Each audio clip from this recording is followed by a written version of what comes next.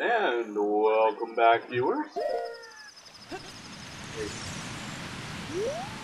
I might have to turn down my speaker volume right there. And down we go. This is why I did things in this order. I've got the metal boots, I've got the song, and most importantly, I am right here, almost at the end of the Lost Woods. Security closed. I promise, Saria, this is your fault, Meadow. So yeah, as you can see, he's not going to let us through. He promised Saria, blah blah blah. Gee, thanks, controller. There we go. Just play Saria's song for him. He'll let you through.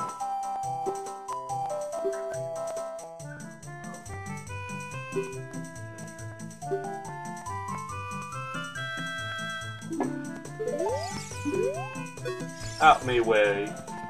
So yeah, from here it's just a simple matter of, if I remember right, yeah. If you don't remember the exact directions you need to go, just look at the entrances. See how this one was black and the other one was black? However, the third one here has a little bit of white in it. That is actually an exit, whereas these don't have white, which means you can actually go through them. So yeah, that's something to remember. The last one you do have to remember which one you go through, but it's always going to be right. Shut up, Navi. I've got better things to do than to listen to you talk about stuff I already fucking know about.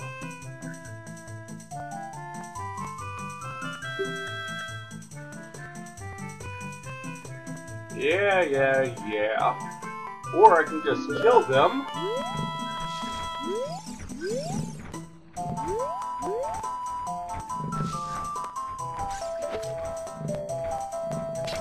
Like.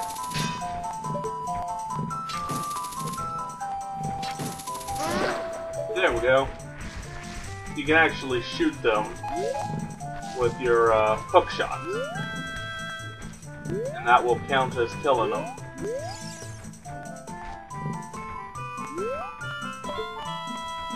However, you cannot hit them from the front, as you can see. So just wait around for a few seconds. Moblins can be kind of annoying that way.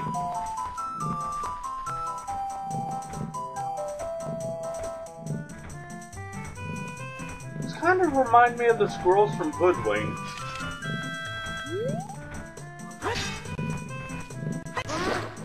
You can also hit them with your sword, as you can also tell.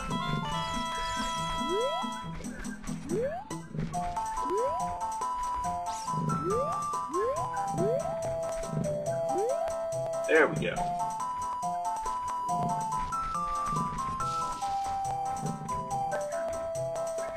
A lot of guys suggest getting into these and just sneaking past them, but I like killing every single one of them. Because it's fun.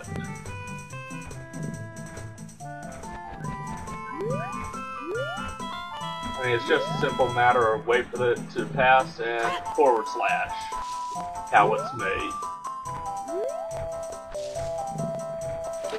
Or, if they turn around, you can just do that.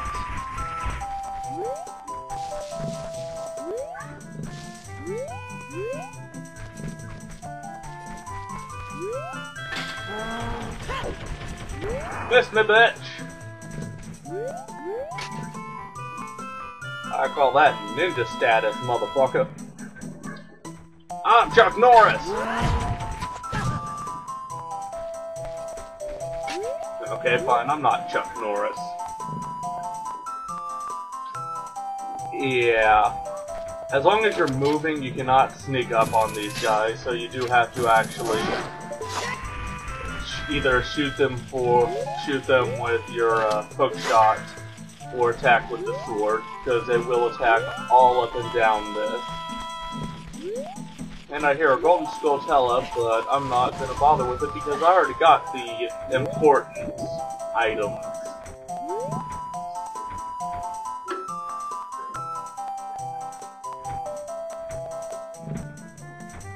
Wait a couple seconds for this guy to walk away, viewers, because if you get up too fast, he'll just knock you back into the drink.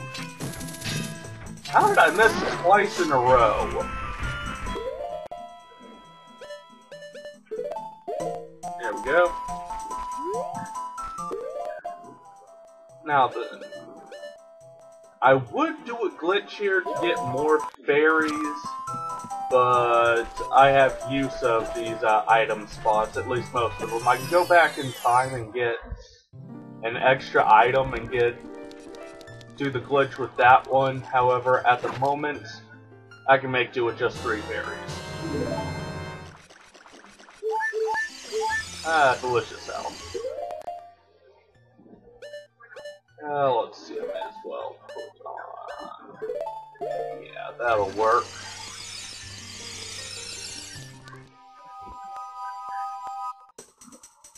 When you go in and out of that place, bouncing about, well, as you can see, the moblins do respawn. However, these guys are very easy to get past, because all I gotta do is just go, would you look at that, I'm past him.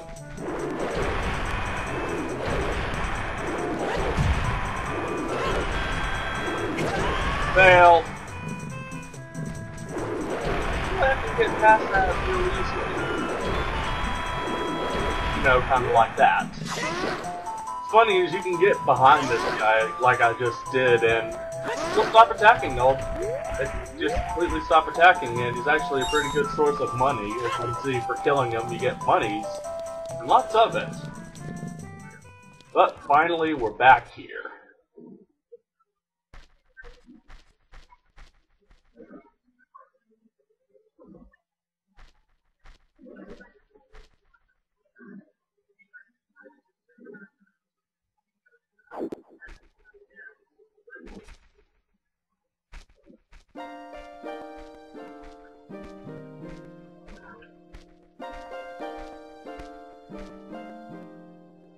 Your flow of time is always cruel. My flow of time is badass. I got to skip ahead 7 years. Now I can drink. Irulian Ale.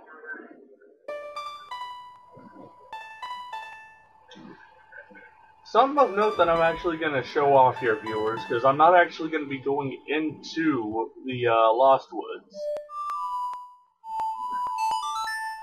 Or I'm not going to actually go into the Forest Temple quite yet, is you can actually get the ability to go back in time without having to go through any of these dungeons. Not the Water, Forest, or Death Mountain Temple. And I'll prove it here in just a second, because I've done it, at least I'm 100% sure it works in Ocarina of Time, because I do it almost every single time. So, now that I've got the Melody of Forest, time to get the fuck back out of here. Which, once again, isn't really all that hard. However, with this moblin being here, I kinda have to take him out, because you'll just kinda... Huh, okay. I'll accept that.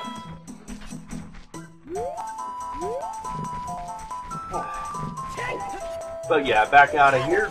It's like I said, I'm doing this stuff in order for a reason. For the most part, I actually like getting the Lens of Truth before doing anything else. Well, before going to any of those dungeons. Now then. Ew. Here we go. And this way. Straight forwards. And to the left. By left, I mean right. And here we go. Into Death Mountain. This is why I like the Lost Woods. Everything is adjacent. You don't have to you don't have to run all the way over to the other side or anything like that. Everything is just right next to each other, and I love that.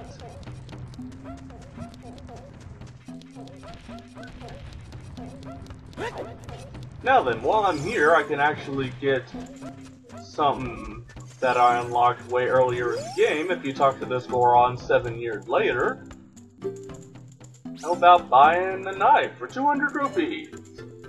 Buy it? Yeah, why the fuck not? We get we get the Giant's Knife. There are actually two versions of this.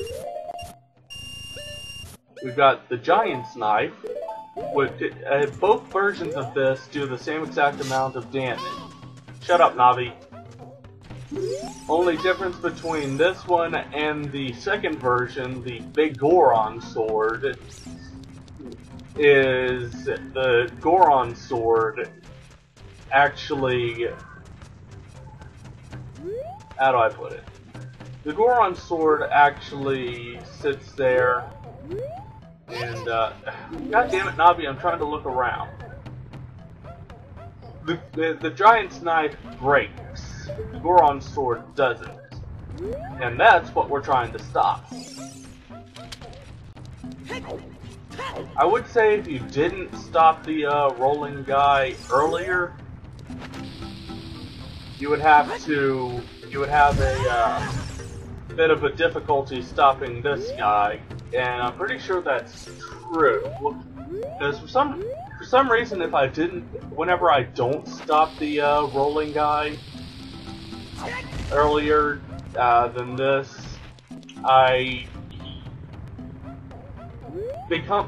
for me anyways, he's a little bit more annoying to stop.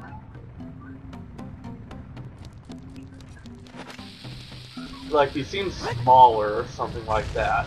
And how did that miss? All in all, he actually isn't all that hard to stop, even though you see me having a lot of trouble with this anyways, but... He's gotta kinda fake him out. Like that.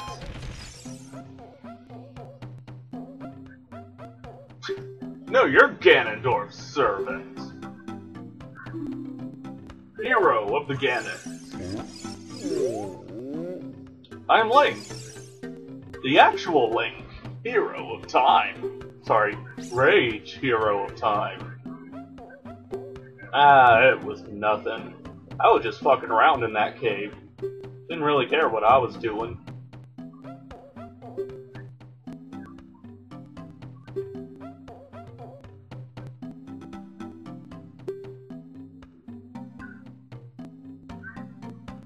Sure, why not? Oh, wait. It's not a good time for that, isn't it? Oh, man. But yeah, for the most part, I'm not going to be using the big knife because the way I use it, what the damage status is, that is 2 times stronger than the Master Sword. Of course, the Deku Stick being 2 times stronger than the Kukiri Sword, so is the Master Sword. So the Deku Sticks are just as strong as the Master Sword, only having 1 use before it breaks. Whereas the Master Sword has infinite uses. It's the same case with this. The Big Goron Sword will break after enough time has passed. And basically, viewers, basically, the way it goes is there is a breakable version of the upgraded swords on each side. The Deku Sticks being the breakable version of the Master Sword, and this big knife being the breakable version of the Big Goron Sword. Anyways, after asking him about both the dragon and the Gorons, we get the Goron's tunic. And this is the tunic that you cannot buy before actually talking to him. At least as far as I know, you cannot buy before actually talking to him. So now I can jump down here. Let's see what we got through here.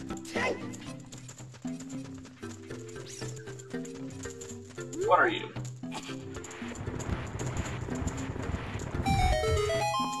You just kind of hang out there.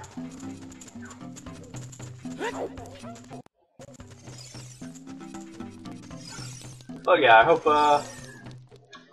what I said made sense to you viewers, because it barely makes sense to me. Anyways, and here is, once again, the Goron Shop, so yeah, if you're running low on items or something like that, go on and just go in there. However, let's go on and get equipped like so. Now, what these different tunics do, if you didn't read it earlier, the Goron's tunic will protect you from intense heat. This will not protect you against fire, but it will protect you against heat. As in the Death Mountain crater, if we do not have the tunic on, there would be a timer up there, basically saying, hey, you may want to get the fuck out of here. Whereas